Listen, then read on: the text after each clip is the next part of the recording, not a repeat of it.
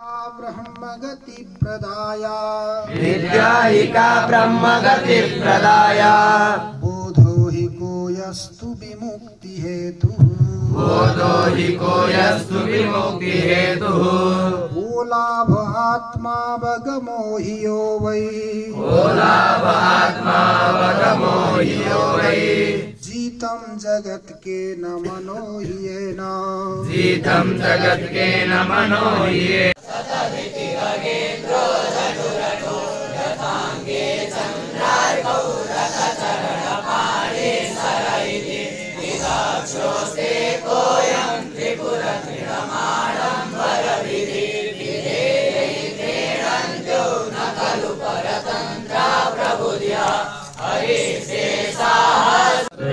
ृभ्यो जेघां वात इगवः तेभ्यो दश प्राचीर्दश दक्षिणा दश प्रतीचिर्दशोदीचिर्दशोर्ध्वाः तेभ्यो नमो अस्तु ते नो वन्तु ते नो मृणयन्तु ते जन्विग्मोजसनो द्वेष्टितमेधान्तं वेदमः सर्वमोदां प्रजानां मे मनः शिवसङ्कल्पमस्तु सुखारतिरस्वानिवर्जन्मानुप्राण्ये नीयते भेषुभिर्वादिन इव यद्वादिष्टं जदधिरञ्जविश्रन्तान् मे शिवसङ्कल्पमस्तु भुवनं भविकत्परिग्रहे ताममृतेन सर्वं तेन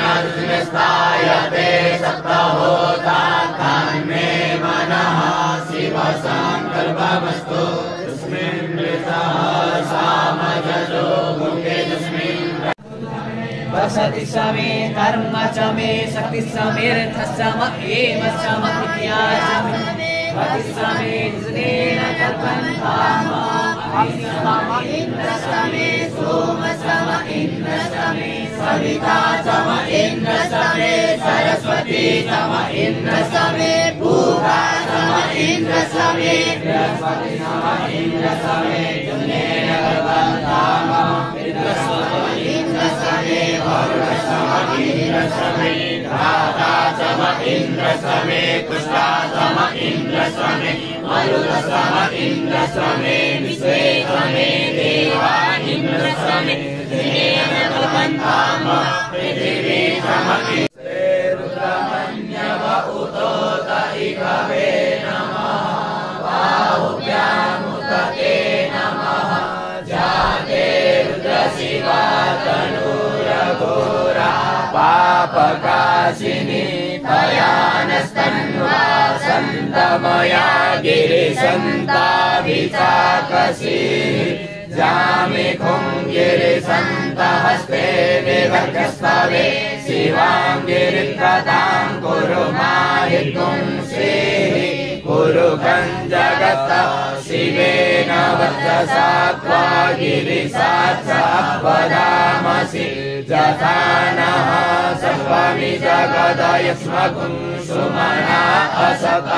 अद्य वोचदधिवक्ता प्रथमो दैव्यो विकक अहिंस सर्वाञ्जं वयं सर्वाः जातु धान्यो धराचिः पराशुव असौ यस्ताम्रो अरुण उत बभ्रुः सुमङ्गलः जे जैनकुं रुद्रा अभितो दिक्षुश्रिताः सहस्रशो वैखागुंहेण इमहे असौ यो वसर्पति नीलग्रीवो विलोहितः उतैनं गोपा अग्रिसन्नुदहार्यः सदृष्टो मृडयाति नः नमोऽस्तु नीलग्रीवाय सहस्राक्षाय मेरुगे अथो ये अस्य सत्वानो हन्तेभ्यो करं नमः प्रमुञ्चदन्वनस्तमुभयोराज्ञोर्जम् जासते हस्तैकवः पराधा भगवो वप विद्यन्तनुः कपर्दिनो विशल्यो वाडवाहुत मे सन्न्यस्य जायिकव आभुरस्य निखङ्गतिः जाते हेतिर्मे कृष्णमस्ते बभूव ते धनुः तयास्मान् विश्वतस्त्वमयस्मया परिभुजा परिते धन्वनो हेतिरस्मान् ऋणक्तो विश्वतः अथो जइको विश्ववारे अस्मान् निधेहि ब्रह्म अवदत्यदनुष्टपुंसहस्राक्षसते कुले निषेधशल्यानामुखासिवो नः सुमना भव नमस्त आयुधाय नातताय कृष्णवे उभाभ्यामुदते नमो बाहुभ्यां तव धन्वने मानो महन्तमुतमानो अर्भकं मान उषन्तमुतमान उषितं मानो वदेहि पितरं मोतमातरं मानः प्रियासन्दो रुद्ररीरिकः मानसोके तनये मान आयुकिमानो गोकुमानो अश्वे कुरीरिकः मानो वीरानुद्रवाहिनो वदीरे हरिमन्तः सदमित्वा हवामहे स्थूल सूक्ष्म कारण शरीराद् व्यतिरिक्तो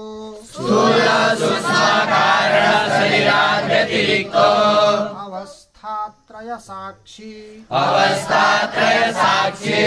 पंचकोशातीतः सच्चिदानंद स्वरूपो यस्तिष्ठति स आत्मा भूपयो दिव्यन्तरिक्षे पयोधाः पयस्वतीः प्रदिशः सन्तु मध्यम् ॐ मा विष्णोरराटमसि विष्णोः श्रेष्ठो विष्णोः स्योरसि विष्णो ध्रुवोऽसि वैष्णवमसि विष्णवे त्वा ॐ मा अग्निर्देव सामानि दुनिरे सन्दागुंसि दुनिरे तस्माद्रजायत तस्मादजायन्त गेतो मया दत्तः गावो हनिरे तस्माजाता अजावयः पञ्चम्बरेः किप्रोक्षन् पुरुखन्दातमकदे भूपयो दिव्यन्तरिक्षे पयोधाः पयस्वतीः प्रदिशः सन्तु मध्यम्